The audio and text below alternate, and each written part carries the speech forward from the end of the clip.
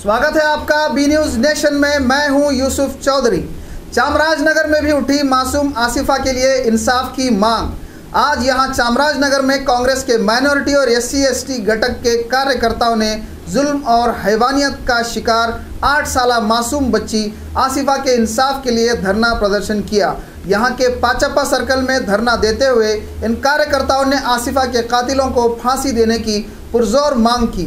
हमारे इस देश में लोकतंत्र लागू है और यहाँ सब लोग मिलजुल कर रहते हैं, लेकिन देश में अशांति का माहौल पैदा करने के लिए अल्पसंख्यकों और दलितों को खास निशाना बनाया जा रहा है। इस तरह की अशांति का माहौल पैदा करने वाले लोगों के खिलाफ सख्त कार्रवाई करने की मांग की और कहा कि लोकतंत्र के लिए खतरा पैदा करने वाली फैसिस्ट ताकतों के विरोध में सरकार को कठोर कदम उठाने चाहिए। समुदाय ಅಂತ ಮಾಡಬಹುದು ಅತ್ಯಾಚಾರ ಮಾಡುವ ಪಾಪಿಗಳನ್ನು ಜ್ಞಾನ ಕೊಡಿ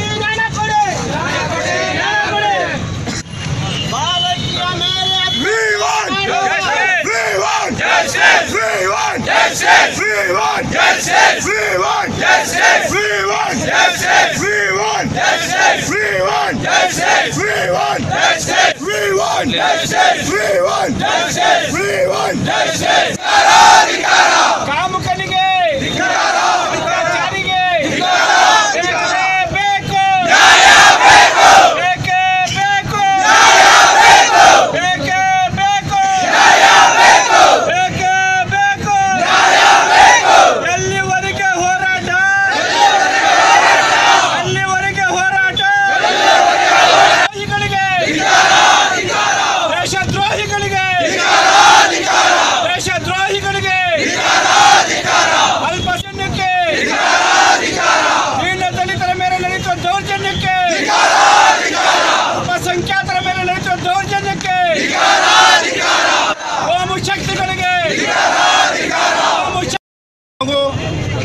ಇನ್ನೂ ಅದು ಆಟದ ವಯಸ್ಸು ಬಹಳ ಸಣ್ಣ ವಯಸ್ಸಿನ ಹುಡುಗಿಗೆ ಕಾಶ್ಮೀರ ಕಣಿವೆಯಲ್ಲಿ ಯಾವೊಂದು ಅತ್ಯಾಚಾರಿಗಳು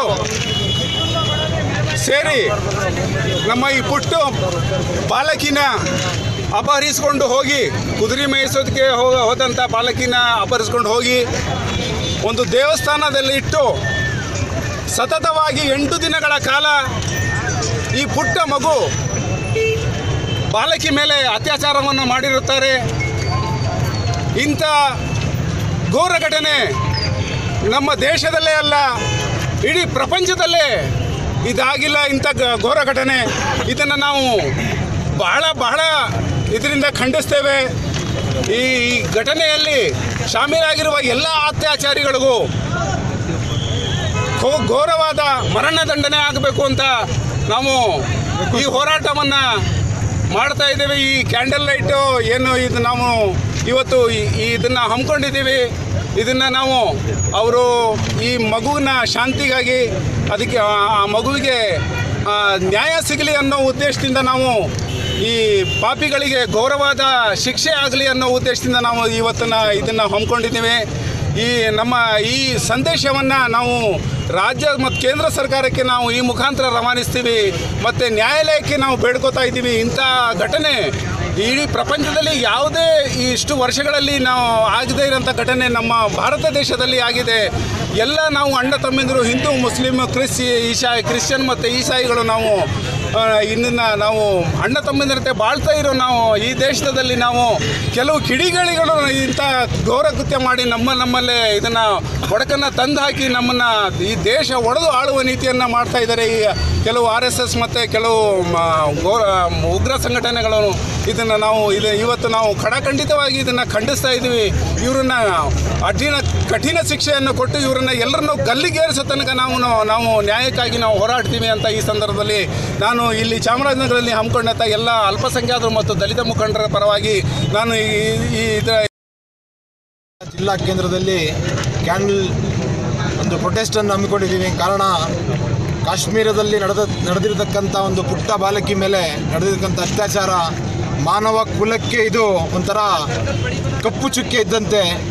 ಇದು ಮಾನವರಾಗಿ ಎಲ್ಲರೂ ಖಂಡಿಸಬೇಕು। ಯಾರೇ ಆಗಿರಲಿ ಅತ್ಯಾಚಾರಿಗಳು ಅವ್ರಿಗೆ ಕಠಿಣ ಶಿಕ್ಷೆ, ಗಲ್ಲು ಶಿಕ್ಷೆ ಆಗಬೇಕು. ಗಲ್ಲು ಶಿಕ್ಷೆ ಆಗೋ ನಿಟ್ಟಿನಲ್ಲಿ ಮುಂದಿನ ದಿನಗಳಲ್ಲಿ ಇದಕ್ಕೆ ನ್ಯಾಯ ದೊರಕಲಿಲ್ಲ ಅಂದರೆ ನಾವು ಇದಕ್ಕೆ ಇನ್ನೂ ಉಗ್ರವಾಗಿ ಹೋರಾಡ್ತೀವಿ. ಹಾಗೂ ನಾವು ಈ ಮೂಲಕ ಮಾನ್ಯ ಗಣರಾಷ್ಟ್ರಪತಿಗಳಿಗೆ ಮನವಿ ಮಾಡ್ತೇವೆ, ಸರ್ಕಾರ ಈ ನಿಟ್ಟಿನಲ್ಲಿ ಏನು ಕ್ರಮ ತಗೋತದೋ ಇಲ್ವೋ ರಾಷ್ಟ್ರಪತಿಗಳು ಈ ಮಧ್ಯಸ್ಥಿಕೆ ವಹಿಸಿ ಈ ಮಗುವಿಗೆ ನ್ಯಾಯ ತೋರಿಸ್ಕೊಡ್ಬೇಕು. ಹಾಗೂ ದೇಶದಲ್ಲಿ ನಡೆದಿರ್ತಕ್ಕಂಥ ಅಲ್ಪಸಂಖ್ಯಾತರ ಹಾಗೂ ದಲಿತರ ಮೇಲಿನ ಎಲ್ಲ ದೌರ್ಜನ್ಯಗಳನ್ನು ಈ ಸಂದರ್ಭದಲ್ಲಿ ಖಂಡಿಸ್ತೇವೆ. ಹಾಗೂ ಇದರಲ್ಲಿ ನ್ಯಾಯ ದೊರಕಲಿಲ್ಲ ಅಂದರೆ ಮುಂದಿನ ದಿನಗಳಲ್ಲಿ ನಾವು ಉಗ್ರವಾಗಿ ಹೋರಾಟ ಮಾಡ್ತೇವೆ.